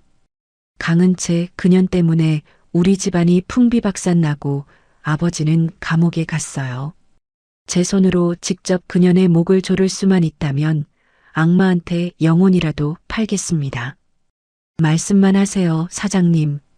제가 무엇을 하면 되겠습니까? 기태의 목소리에는 예전의 다정함은 흔적도 없이 사라진 채 오직 비뚤어진 복수심과 탐욕만이 가득 차올라 있었어요. 옆에서 지켜보던 옥분 역시 광기 어린 눈빛으로 고개를 세차게 끄덕였죠. 옥분이 헝클어진 머리칼을 뒤로 넘기며 마석구에게 애원하듯 말을 이었어요. 사장님, 제발 우리 좀 살려주세요. 그 모녀만 없애버릴 수 있다면 제가 무슨 짓인들 못하겠어요. 은채 그년이 제일 소중하게 생각하는 게 그 잘난 엄마니까 은채를 미끼로 쓰면 한서라도 제 발로 기어 나올 게 뻔해요. 그때 한꺼번에 숨통을 끊어버리자고요. 제발 제 소원 좀 들어주세요. 마석구는 두 사람의 비참한 몰락이 만들어낸 광기에 만족한 듯 크게 웃음을 터뜨렸습니다. 마석구가 기태의 손에 낡은 대포폰 하나를 쥐어주며 싸늘하게 명령했죠. 좋아. 그럼 지금 당장 은채에게 연락해. 내 엄마가 길거리에서 쓰러져서 위독하다고 거짓말을 하란 말이야. 정이 많은 년이니 분명히 혼자 확인하러 달려올 거다. 준비된 차로 납치해서 예전 태산 유통 창고로 데려와. 알겠나? 내 인내심이 그리 길지 않으니 실수하지 마라. 비슷한 시각 은채는 늦은 밤까지 사회공헌재단 행사를 마치고 귀가하던 중이었어요. 지하 주차장에서 차에 오르려던 은채의 휴대전화로 기태의 다급한 문자 메시지가 도착했죠. 은채야, 제발 한 번만 도와줘. 엄마가 길에서 쓰러지셨는데 의식이 없어. 병원비가 없어서 입원도 못 시키고 차가운 길바닥에 누워 계셔. 너한테 죽을 죄 지은 거 알지만 마지막으로 한 번만 와주면 안 될까? 은채는 기태를 증오하면서도 옥분이 위독하다는 말에 상견례 때 보았던 옥분의 초라해진 모습이 떠올라 마음이 크게 흔들리고 말았어요. 은채가 운전대를 잡으며 불안하게 입술을 깨물고 중얼거렸습니다. 아무리 나쁜 사람들이라도 생명이 위급하다는데 모른 척할 수는 없지. 삼촌한테 연락할까? 아니야, 일단 확인만 하고 바로 돌아오자. 가족 일인데 내가 너무 야박하게 구는 건 아닐까 걱정되네. 은채는 기태가 알려준 도심 외곽의 한적한 골목 어귀로 차를 몰았죠. 하지만 차에서 내리자마자 어둠 속에서 검은 옷을 입은 괴한들이 달려들어 은채의 입을 막았어요. 기태는 근처 전신주 뒤에서 그 광경을 지켜보며 비열한 웃음을 지었습니다. 기태가 발버둥 치는 은채의 귓가에 차갑게 입술을 대고 속삭였죠. 은채야, 속아줘서 정말 고맙다. 네가 이렇게 멍청하게 정에 휘둘릴 줄은 몰랐는데 말이야. 이제 네가 우리 대신 지옥으로 가줘야겠어. 우리 엄마가 너를 위해 아주 특별한 자리를 마련해 두셨거든. 정신을 잃었다가 깨어난 은채가 마주한 곳은 먼지가 자욱하고 차가운 냉기가 뼛속까지 스며드는 폐물류 창고였어요. 은채는 손발이 단단히 묶인 채 낡은 철제 의자에 고정되어 있었고 그 앞에는 옥분이 섬뜩한 미소를 지으며 은채를 내려다보고 있었죠. 옥분이 은채의 뺨을 사정없이 내리치며 찢어지는 고함을 질렀어요. 이 독한 년아, 네가 감히 우리를 이 지경으로 만들어 놓고 잠이 오니? 호텔 상견례 자리에서 우리를 비웃으며 나갈 때가 내 인생 마지막 전성기였어. 이제 너는 여기서 평생 나가지도 못하고 썩게 될 거야. 내 엄마가 오면 너희 둘을 같이 이 창고 지하에 묻어버릴 테니까 각오해. 은채는 뺨이 시뻘겋게 부어오르는 고통 속에서도 옥분을 똑바로 응시했습니다. 은채가 떨리는 목소리를 간신히 가다듬으며 옥분을 향해 단호하게 말했죠. 아줌마, 제발 정신 좀 차리세요. 지금 마석구 같은 인간한테 철저하게 이용당하고 계신 거예요. 지금이라도 멈추고 자수하면 제가 엄마한테 말해서 선처를 부탁해 볼게요. 정말 살인범이 되어서 평생 감옥에서 썩고 싶은 거예요? 그게 복수인가요? 옥부는 은채의 말에 광기 어린 코웃음을 치며 옆에 있던 얼음물을 은채의 머리 위로 쏟아부었어요. 옥분이 바닥을 뒹구는 빈 양동이를 거칠게 발로 차며 소리쳤습니다. 닥쳐, 선처? 내까짓 게 뭔데 감히 나를 동정하고 훈계해. 내가 살인범이 되든 말든 무슨 상관이야. 이미 내 인생은 쓰레기통에 처박혔는데 너랑 내 엄마가 피눈물 흘리며 죽어가는 꼴을 봐야 내 속이 시원해질 것 같거든. 기태야, 어서 한설아한테 전화 걸어라. 당장. 그 시각 설아는 은채가 귀가 시간 한참이 지나도록 연락이 안 된다는 보고를 받고 얼굴이 흙빛으로 변했죠. 설아는 직감적으로 무언가 거대한 음모가 시작되었음을 깨닫고 한도준과 제의를 즉시 소집했어요. 설아가 떨리는 손으로 책상 모서리를 꽉 짚으며 한도준에게 절박하게 물었습니다. 도준아, 은채가 연락이 두절됐다. 마석구가 탈옥했다는 소식은 아까 들었지? 분명히 그 인간이 은채를 데려간 게 틀림없어. 어떻게든 위치를 찾아내야 한다. 내 딸한테 무슨 일이라도 생기면 나는 살 수가 없어. 한도준은 이미 방탄복을 챙겨 입고 권총을 점검하며 냉철하게 상황을 정리하고 있었죠. 한도준이 설아의 떨리는 어깨를 묵직한 손으로 누르며 안심시키듯 말했어요. 누님, 진정하십시오. 마석구가 은채를 납치했다면 분명히 누님께 연락이 올 겁니다. 돈이든 경영권 포기 각서든 요구할 게 뻔하니까요. 제이야, 은채 시계에 심어둔 정밀 위치 추적기 신호는 잡히고 있나? 제이는 노트북 화면에 뜬 복잡한 위성 지도와 전파 그래프를 보며 미간을 깊게 찌푸렸습니다. 제이가 자판을 쉴 새 없이 두드리며 답답함이 섞인 목소리로 대답했죠. 삼촌, 상황이 좋지 않아요. 마석구 일당이 군사용 전파방에 장치를 썼나 봐요. 신호가 근처까지는 잡히는데 정확한 좌표가 나오질 않아요. 이 좁은 구역에 창고가 수백 개인데 일일이 뒤지기엔 시간이 너무 부족해요. 드론을 띄워서 근접 신호를 찾는 수밖에 없어요. 그때 설아의 전용 휴대전화로 발신 번호 제한 표시가 뜬 화상 통화 요청이 들어왔어요. 화면 너머에는 결박된 채 차가운 물에 젖어 온몸을 떨고 있는 은채의 처참한 모습이 비춰졌습니다. 마석구의 흉측한 얼굴이 화면 중앙에 나타나며 비릿하게 웃었죠. 한설아 회장님, 따님이 아주 예쁘게 떨고 있네요. 은채를 살리고 싶으면 1시간 내로 경영권 포기 각서랑 해외 비자금 계좌 비밀번호 가지고 혼자서 지정된 장소로 와. 경찰 부르거나 꼼수 부리는 순간 이 창고는 따님과 함께 공중분해될 거니까 선택 잘해. 설아는 화면 속 은채의 고통스러운 표정을 보며 심장이 갈기갈기 찢어지는 아픔을 느꼈어요. 하지만 설아는 울음을 억지로 삼키며 마석구를 향해 서늘한 분노를 담아 대꾸했습니다. 마석구, 네가 원하는 건 결국 돈과 설원그룹의 권력이지? 내 딸 몸에 털끝 하나라도 건드리면 너는 그 돈 구경도 못하고 죽게 될 거다. 약속 장소 보내. 내가 지금 당장 갈 테니까.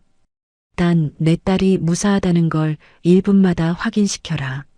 전화가 끊기자 설아는 망설임 없이 자리에서 일어나 외투를 집어들었죠. 한도준이 설아의 앞을 가로막으며 단호하고 단단한 목소리로 말했어요. 누님, 혼자 가시는 건 적들의 아가리 속으로 뛰어드는 자살 행위입니다. 저와 보안팀이 적당한 거리를 두고 뒤를 밟겠습니다. 제이가 드론으로 근거리 해킹을 시도할 테니 시간을 최대한 벌어주세요. 은채는 제 목숨을 걸고 반드시 구해낼 겁니다. 약속합니다. 설아는 도준의 손을 꽉 잡으며 결연한 표정으로 고개를 끄덕였어요. 설아가 차 문을 열며 비장한 각오가 섞인 목소리로 마지막 지시를 내렸습니다. 도준아, 나는 지금 회장이 아니라 엄마로서 내 딸을 구하러 가는 거다. 네가 내 뒤를 든든하게 지켜줄 거라 믿는다. 제이야, 모든 장비를 총동원해서 어떻게든 방해 장치를 무력화시켜라. 이제 우리 가족의 모든 운명을 건 마지막 싸움을 시작하자꾸나. 설아의 차량은 칠흑 같은 어둠을 뚫고 마석구가 지시한 장소로 거침없이 달려나갔죠. 창밖으로는 다시 차가운 빗방울이 유리창을 때리기 시작했고 설아의 눈동자에는 딸을 구하겠다는 간절함과 악인들을 향한 서늘한 복수심이 가득했어요. 지옥 같은 창고 안에서 은채는 공포에 떨면서도 엄마가 자신을 반드시 구하러 올 것임을 믿으며 입술을 지그시 깨물었습니다.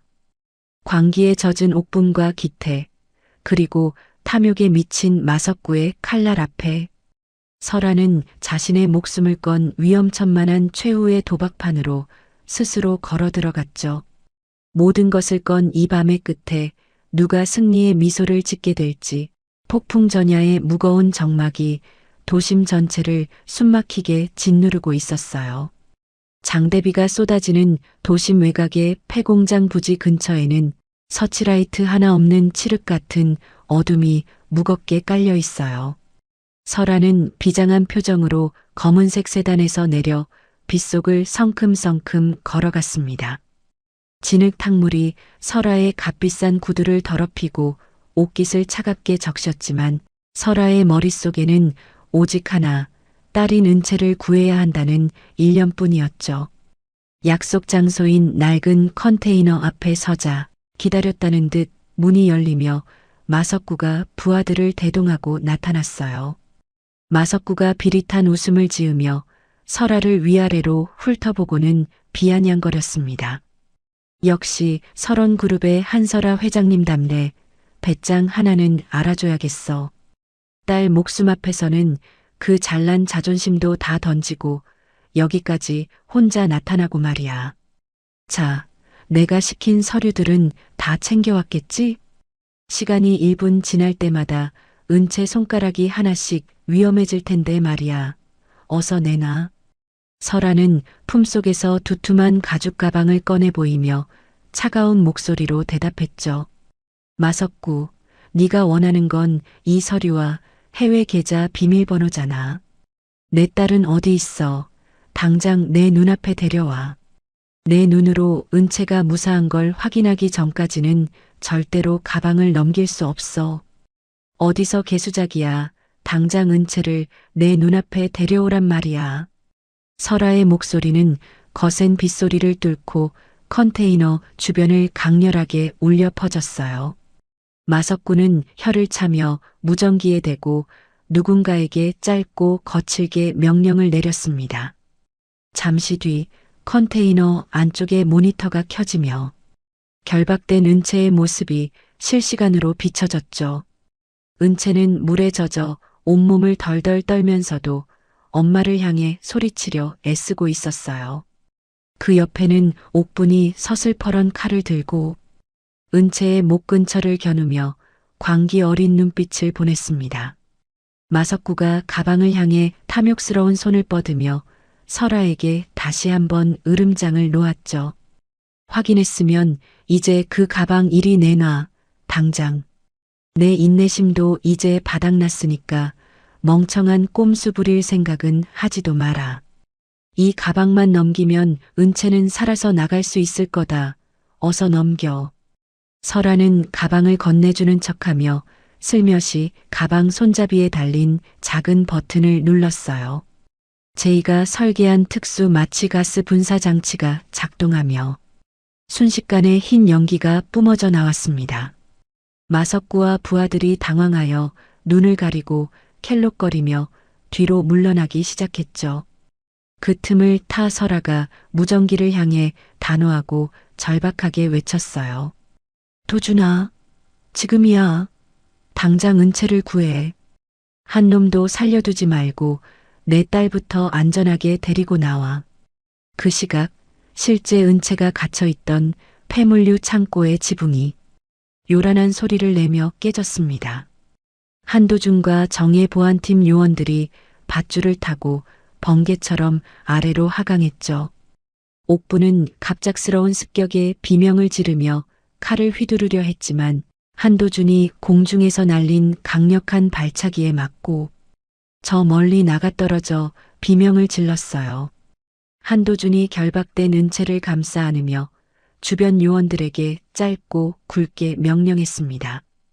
은채 아가씨 확보. 주변에 있는 자들 전부 생포해라. 한 놈도 빠져나가지 못하게 통로를 전부 차단하고 저 여편니가 헛소리 못하게 당장 수갑 채워. 은채는 결박이 풀리자마자 한도준의 품에 안겨 참았던 눈물을 왈칵 터뜨렸죠. 은채가 떨리는 목소리로 한도준의 옷자락을 붙잡으며 다급하게 물었어요. 삼촌, 엄마는요? 엄마는 괜찮은 거예요? 마석구가 엄마를 해치려고 함정을 판 것 같아요. 제발 엄마를 도와주세요. 나 때문에 엄마가 잘못되면 저는 정말 살 수가 없어요. 한도준은 은채의 어깨를 든든하게 다독이며 다시금 매서운 눈빛으로 주변을 살폈습니다. 한도준이 무전기에 대고 상황을 보고하며 은채에게 대답했죠. 걱정 마라, 은채야. 누님 곁에는 우리 정예 요원들이 이미 매복해 있다. 마석구 그놈은 이제 끝난 목숨이야. 제이야, 방해 장치 해제는 다 끝났니? 지금 당장 경찰들 진입시키고 마석구 일당의 도주로를 막아라. 지금 당장. 창고 구석에 숨어 상황을 지켜보던 기태는 경찰들이 들이닥치자 혼비백산했어요. 기태는 혼자 살겠다고 비명을 지르며 엄마인 옥분조차 버려둔 채 뒷문으로 달려나갔습니다. 하지만 창고 입구를 지키고 있던 경찰들이 기태의 앞을 가로막고 바닥에 눕혔죠. 경찰이 기태의 양팔을 거칠게 꺾어 누르며 차갑고 단호하게 말했어요. 고기태 씨, 당신을 납치 및 감금 공모 혐의로 긴급 체포합니다. 자기를 낳아준 어머니까지 버리고 도망가는 꼴이 참 가관이군요. 변호사 선임권이고 뭐고 당신은 이제 끝났어. 순순히 수갑차. 기태는 바닥에 얼굴을 처박은 채 비굴하게 울먹이며 목이 터져라 소리쳤습니다. 내가 한 거 아니에요. 마석구가 시켜서 억지로 한 거란 말이에요. 저 진짜 억울해요, 은채야. 나 좀 살려줘. 나 감옥 가면 죽어. 제발 한 번만 용서해줘. 기태의 비겁한 외침은 세차게 내리는 빗소리에 묻혀 허망하게 흩어져 갔죠. 한편 가스 연기가 거친 컨테이너 앞에서는 경찰들이 마석구를 완전히 포위했어요. 마석구는 끝까지 저항하려 가슴팍에서 권총을 꺼내려 했지만 설아의 등 뒤에서 나타난 잠복 경찰들이 마석구의 손목을 단숨에 제압했습니다. 설아가 빗물에 젖은 머리카락을 쓸어 넘기며 마석구에게 천천히 다가갔죠. 설아가 분노와 멸시가 섞인 목소리로 마석구에게 강하게 쏘아붙였어요. 마석구, 너 같은 인간이 우리 가족을 무너뜨릴 수 있을 거라 생각했니? 내 탐욕이 오늘 너를 이 차가운 수갑 속으로 끌어들인 거다. 평생 감옥에서 네가 저지른 추악한 죗값을 치르며 썩어가거라. 다시는 이 세상 빛을 보지 못하게 만들어줄 테니까. 마석구는 수갑이 채워진 채 바닥에 가래침을 뱉으며 설아를 죽일 듯 노려봤습니다. 마석구가 광기 서린 눈으로 낄낄대며 큰 소리로 웃어댔죠. 한설아, 네가 이긴 것 같지? 세상 참 우습게 돌아가는구나. 언젠가 다시 나가면 내 딸년 목부터 따버릴 테니 어디 한번 잘 버텨봐. 나는 절대로 여기서 끝나지 않아. 반드시 다시 돌아온다. 하지만 마석구의 위협은 제이가 보낸 결정적인 소식 한 방에 와르르 무너졌어요. 제이가 현장에 도착해 노트북을 펼쳐 보이며 마석구를 한심하게 쳐다봤습니다. 아저씨, 아직도 상황 파악이 안 되세요? 방금 아저씨가 해외로 빼돌리려던 그 전 재산들, 제가 전부 동결시켰거든요. 이제 아저씨는 변호사 선임할 돈 한 푼도 없는 알거지 신세가 됐다고요. 당신이 믿던 그 조직들도 이미 경찰에 꼬리 자르기 당했으니까 꿈 깨시죠. 마석구는 제이의 말에 큰 충격을 받은 듯 그대로 무릎을 꿇고 주저앉았죠. 옥분 역시 창고 안에서 요원들에 의해 머리채가 휘날린 채 밖으로 끌려 나왔어요. 옥분은 헝클어진 머리로 은채를 보며 악담을 퍼부으려 했지만 아들인 기태가 수갑을 찬 채 경찰차에 오르는 모습을 보고는 미친 듯이 오열했습니다. 옥분이 가슴을 쥐어뜯으며 진흙 바닥을 뒹굴며 소리쳤죠. 기태야, 내 새끼 기태야. 너희가 감히 내 아들을 잡아가. 이 나쁜 년들아, 내 아들 살려내라. 우리가 무슨 잘못을 했다고 이래. 우리가 억울해서 어떻게 살아, 이 도둑년들아. 은채는 옥분의 절규를 지켜보며 연민 대신 차가운 냉소만을 보냈어요. 은채가 옥분에게 다가가 낮은 목소리로 단호하고 분명하게 말했습니다. 아줌마 마지막까지 정말 추하고 역겨우시네요. 당신 아들이 당신을 쓰레기처럼 버리고 도망가는 거 두 눈으로 보셨잖아요. 당신들이 비웃었던 우리 엄마와 나의 소박한 삶이 당신들의 그 천박한 욕심보다 수천 배는 더 고귀하다는 걸 이제 아시겠어요? 비가 점차 잦아들고 새벽 공기가 선선하게 불어오기 시작했죠. 설아와 은채는 경찰서 앞 마당에서 드디어 서로의 얼굴을 마주보게 되었어요. 설아가 은채를 품에 꼭 안으며 흐느끼는 목소리로 간절하게 말했습니다. 은채야, 정말 미안하다. 이 못난 엄마를 용서해다오. 나 때문에 네가 이런 끔찍한 일을 겪게 해서 정말 가슴이 찢어지는 줄 알았어. 이제 다 끝났다. 우리 딸, 이제 다시는 무서운 일 없게 엄마가 꼭 지켜줄게. 은채는 엄마의 따뜻한 품 안에서 안도의 숨을 내쉬며 고개를 저었죠. 은채가 엄마의 젖은 얼굴을 손으로 닦아주며 밝게 웃으며 대답했어요. 아니에요. 엄마, 저는 정말 괜찮아요. 울지 마세요. 저 이번에 정말 많이 배웠어요. 우리가 얼마나 소중한지도요. 이제 그 나쁜 사람들 다 벌 받게 됐으니까 우리 이제 진짜 행복하게 살아요. 엄마랑 나랑 맛있는 거 먹으러 가요. 삼촌이랑 제이랑 다 같이요. 한도준은 조카와 누나의 재회를 흐뭇하게 바라보며 보안 요원들에게 철수 명령을 내렸습니다. 제이 역시 노트북을 가방에 넣으며 은채에게 다가와 쑥스럽게 말을 건넸죠. 은채야, 정말 다행이야. 너 얼굴 보니까 이제 살 것 같다.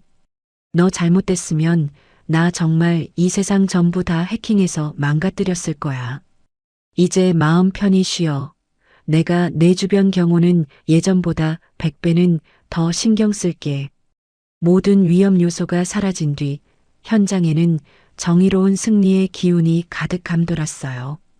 납치와 폭력으로 모든 것을 되찾으려 했던 악인들은 결국 자신들이 판 함정에 빠져 스스로를 파멸의 구렁텅이로 몰아넣었습니다.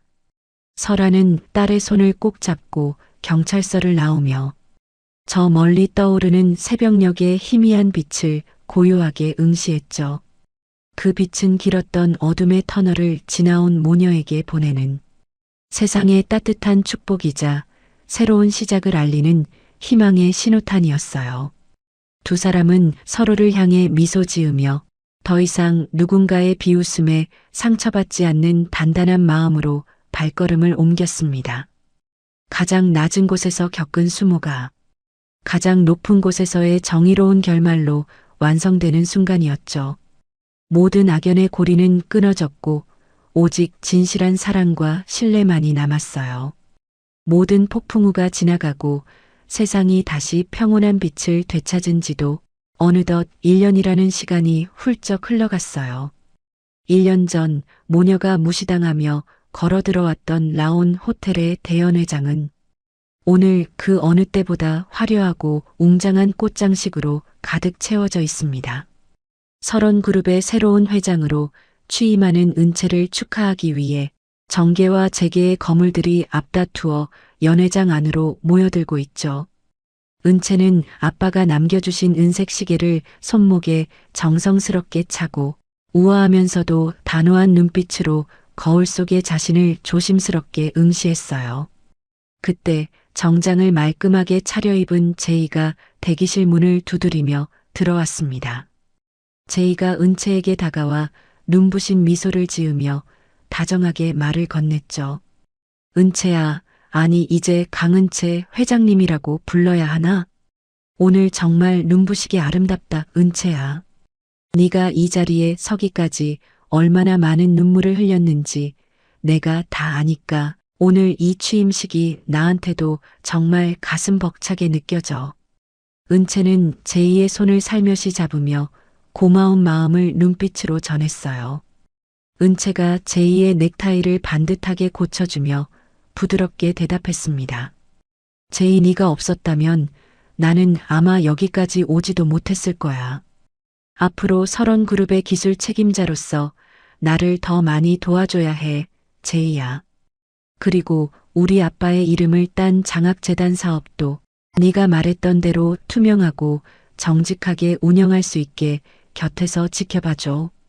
제이는 은채의 손등에 가벼운 입맞춤을 남기며 든든한 목소리로 말을 이었죠. 걱정 마, 내 실력 알잖아. 세상에 그 어떤 나쁜 해커도 우리 재단의 돈을 건드리지 못하게 내가 다 막아줄게. 자, 이제 시간 다 됐다, 은채야. 세상에서 가장 멋진 회장님의 모습을 사람들에게 보여주러 가자. 내가 내 뒤를 든든하게 지키고 있을게. 은채는 제이와 함께 연회장 문을 열고 당당하게 걸어 나갔어요. 수백 명의 하객이 일제히 일어나 박수를 보냈고 은채는 단상 위에서 낮은 곳을 살피는 경영을 하겠노라 힘차게 선언했습니다. 단상 아래에서 이를 지켜보던 설아는 손수건으로 눈가를 훔치며 미소 지었죠.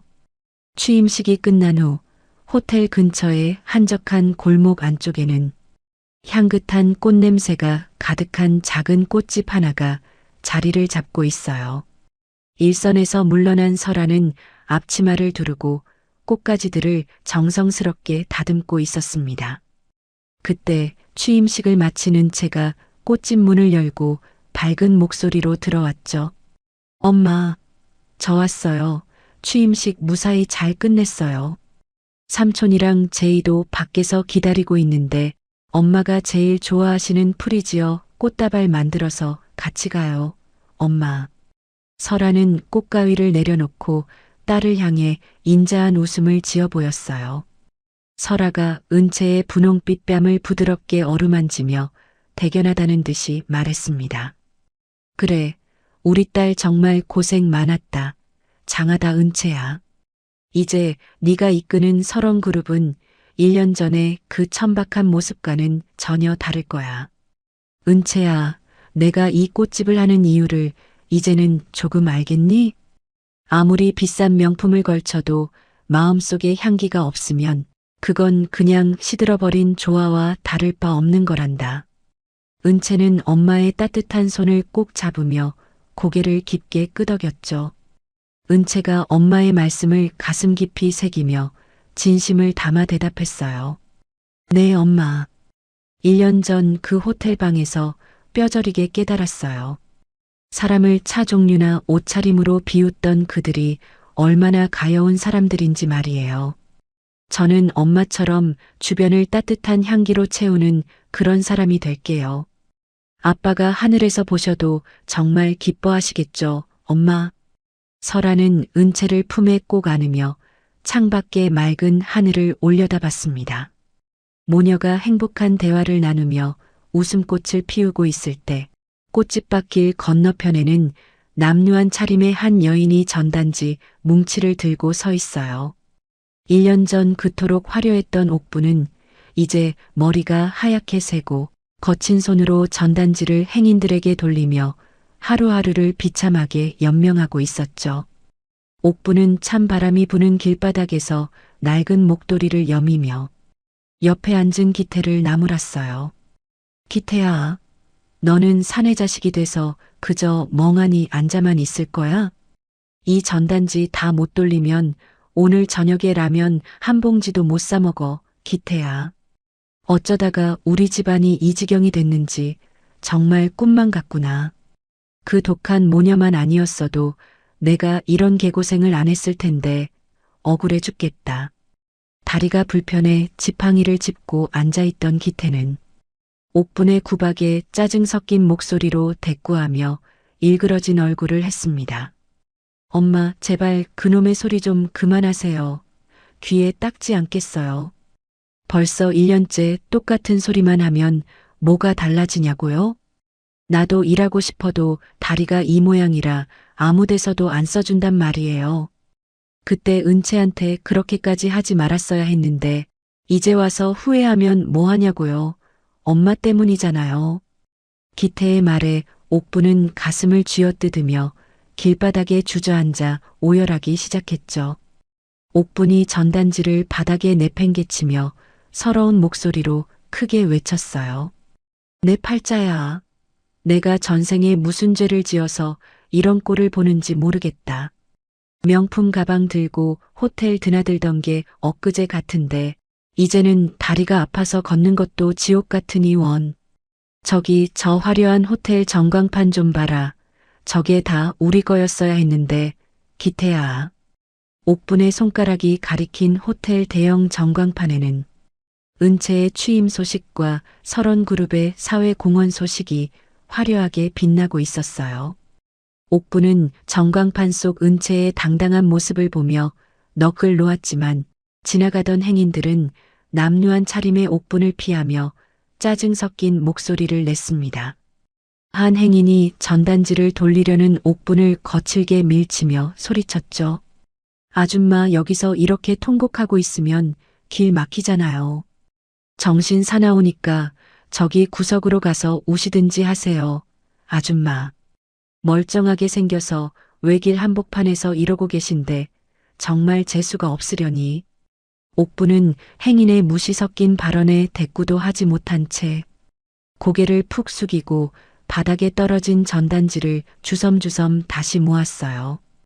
1년 전 은채 모녀가 호텔로 걸어올 때 자신들이 던졌던 비웃음이 이제는 수만 배의 무게가 되어 자신의 어깨를 짓누르고 있다는 사실을 옥부는 이제야 뼈저리게 느끼며 마른 눈물을 훔쳤습니다. 어느덧 해가 뉘엿뉘엿 지고 세상이 붉은 노을로 물드는 평화로운 저녁이에요. 은채와 설아는 꽃집 문을 잠그고 산책로를 따라 천천히 걷기 시작했죠. 두 사람은 1년 전처럼 여전히 화려하지 않은 수수한 차림이었지만 그들의 발걸음은 그 어느 때보다 가볍고 당당하게 대지를 밟았어요. 호텔 앞 광장을 지나가던 중 은채는 잠시 멈춰서서 자신들이 처음으로 무시당하며 걸어왔던 그 자리를 물끄러미 바라봤습니다. 설아가 은채의 손목을 따뜻하게 감싸주며 부드러운 목소리로 물었죠. 은채야, 무슨 생각을 그렇게 골똘히 하고 있니? 혹시 다시 그때의 서러운 기억이 떠올라서 마음이 아픈 거니, 은채야? 은채는 엄마를 향해 세상에서 가장 환한 미소를 지으며 고개를 가로저었어요. 은채가 노을빛에 반짝이는 아빠의 시계를 소중하게 매만지며 대답했습니다. 아니요, 엄마. 그냥 감사하다는 생각을 하고 있었어요. 그때 우리가 걸어왔기 때문에 저 사람들의 추악한 본 모습을 볼 수 있었고 덕분에 진짜 소중한 가치가 무엇인지 배울 수 있었잖아요. 가난해서 어쩔 수 없이 걷는 게 아니라 자유롭고 당당하기 때문에 내 발로 걷는 이 기분이 정말 좋아요, 엄마. 설아는 딸의 성숙한 대답에 만족스러운 듯 고개를 깊게 끄덕였죠. 설아가 저 멀리 타오르는 노을을 응시하며 깊은 울림이 있는 목소리로 덧붙였어요. 그래, 은채야. 진짜 부자는 많이 가진 사람이 아니라 자신이 가진 것을 올바르게 쓸 줄 아는 사람이라는 걸 잊지 마라. 오늘 우리가 걷는 이 길 위에 누군가를 비웃는 가시돋친 말 대신 따뜻한 배려의 씨앗을 심으며 가자꾸나. 그게 바로 내 아빠가 너에게 물려주고 싶었던 진짜 유산일 거야. 두 모녀는 서로의 어깨를 감싸 안으며 노을 속으로 천천히 걸어 들어갔습니다. 뒤편에서는 여전히 옥분의 초라한 곡소리가 희미하게 들려왔지만 은채와 설아의 당당한 발걸음 소리에 묻혀 곧 흔적도 없이 사라졌죠. 세상은 이제 그들을 설원 그룹의 회장 모녀가 아니라 진정한 품격과 고결한 인격을 갖춘 사람으로 오랫동안 기억할 거예요. 가장 낮은 곳에서 겪었던 수모는 가장 높은 곳에서의 정의로운 승리로 피어났고 그들의 삶은 이제 세상에서 가장 아름다운 향기를 내뿜으며 흐르고 있습니다. 진실한 사랑과 굽히지 않는 신념이 만들어낸 위대한 반전의 서사는 그렇게 시청자들의 가슴 속에 깊은 여운을 남기며 찬란한 마침표를 찍었죠. 두 사람의 그림자가 길게 늘어진 산책로 위로 행복한 웃음소리가 기분 좋은 바람을 타고 멀리 퍼져나갔어요. 품격이란 거칠애가 아니라 가장 낮은 곳에서도 잃지 않는 자존감이라는 사실을 증명하면서 말입니다. 겉으로 보이는 화려함이 전부가 아니라는 것을 오늘 이야기가 참 시원하게 보여준 것 같습니다. 남을 무시하고 욕심만 부리던 그 집안의 비참한 결말을 보니 역시 인과응보라는 말은 틀린 게 하나 없네요. 진짜 명품 같은 사람은 비싼 옷을 입은 사람이 아니라 남의 마음을 헤아릴 줄 아는 따뜻한 향기를 가진 사람입니다. 우리 구독자님들도 은채와 설아처럼 어떤 상황에서도 기죽지 말고 늘 당당하고 기품 있는 삶을 살아가시길 진심으로 응원하겠습니다. 오늘 들려드린 이야기가 여러분의 답답했던 마음을 조금이나마 환하게 밝혀드렸기를 바랍니다. 이야기를 끝까지 들어주신 분이 계시다면 잘 들었다고 댓글 하나만 남겨주세요. 지금까지 똑순이 사랑방이었습니다. 감사합니다.